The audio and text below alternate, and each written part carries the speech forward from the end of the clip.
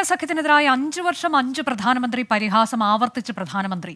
ഓരോ വർഷവും ഓരോ പ്രധാനമന്ത്രി എന്നതാണ് ഇന്ത്യ മുന്നണിയുടെ ലക്ഷ്യം. ഓരോ പ്രധാനമന്ത്രിയും രാജ്യത്തെ കൊള്ളയടിച്ച ശേഷം സ്ഥാനമൊഴിയുമെന്നും നരേന്ദ്രമോദി കുറ്റപ്പെടുത്തി. മഹാരാഷ്ട്രയിലെ സോലാപൂരിലാണ് പരിഹാസം.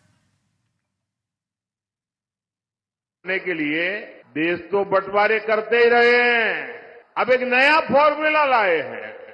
ये फॉर्मूला लाए हैं 5 साल में 5 पीएम, हर वर्ष 1 पीएम। वो जितना खजाना लूटना है लूटेगा, फिर दूसरे साल दूसरा पीएम, फिर वो लूट करेगा, तीसरे साल तीसरा पीएम, चौथे साल चौथा पीएम, 5वें साल 5वां पीएम। 5 साल 5 पीएम जैसे फॉर्मूला से इतना बड़ा देश चल सकता है क्या? जरा मन से बताइए ना, मुझे पता चले। चल सकता है क्या? कभी भी उस दिशा में हम जा सकते हैं क्या?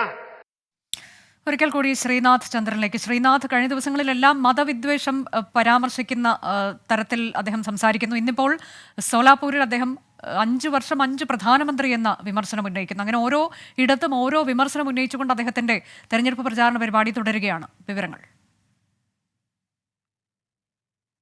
തീർച്ചയായും ഹരേ കൃഷ്ണ ഹരേ റാം വിളിച്ചുകൊണ്ടായിരുന്നു പ്രധാനമന്ത്രി സോലാപൂരിലെ തന്റെ പ്രസംഗം ആരംഭിച്ചത് തന്നെ. ഇന്ന് മഹാരാഷ്ട്രയിൽ അദ്ദേഹത്തിന് 3 റാലികളാണുള്ളത്. സോലാപൂർ, കരാട്, ഒപ്പം തന്നെ പൂനെയിൽ ഏതാണ്ട് 2 ലക്ഷത്തിലധികം ആളുകളെ പ്രതീക്ഷിക്കുന്ന ഒരു വമ്പൻ റാലിയാണ് ഉദ്ദേശിക്കുന്നത്. ഏതായാലും ഇന്ത്യ മുന്നണി എന്ന ആ ഒരു കൂട്ടായ്മയെ തന്നെ പരിഹസിക്കുന്നതാണ് പ്രധാനമന്ത്രി ഇപ്പോൾ തുടർച്ചയായി റാലികളിൽ നടത്തുന്ന പ്രസംഗം. 5 വർഷം ഭരണത്തിൽ ഉണ്ടായാൽ 5 പ്രധാനമന്ത്രിമാർ എന്നതാവും ആ മുന്നണിയുടെ ഒരു കാര്യം എന്നതാണ് പ്രധാനമന്ത്രി പരിഹസിക്കുന്നത്. ഓരോരുത്തർ പ്രധാനമന്ത്രി അധികാരത്തിലേറും, രാജ്യത്തെ കൊള്ളയടിക്കും, മടങ്ങും, അടുത്തയാൾ വരും എന്നതാകും രീതി എന്ന് അദ്ദേഹം പരിഹസിക്കുന്നു. അതിനൊപ്പം ഏറ്റവും ഒടുവിൽ അദ്ദേഹം പറഞ്ഞു വെക്കുന്ന ചില കാര്യങ്ങൾ കുറച്ചുകൂടി പ്രസക്തമാണ്. അദ്ദേഹം പറയുന്നത് ഭരണഘടനയും റിസർവേഷനെയും ഈ സംവരണത്തെയും മാറ്റുന്നതാവും BJPയുടെ അടുത്ത ഭരണം എന്നതാണ് പ്രതിപക്ഷ പാർട്ടി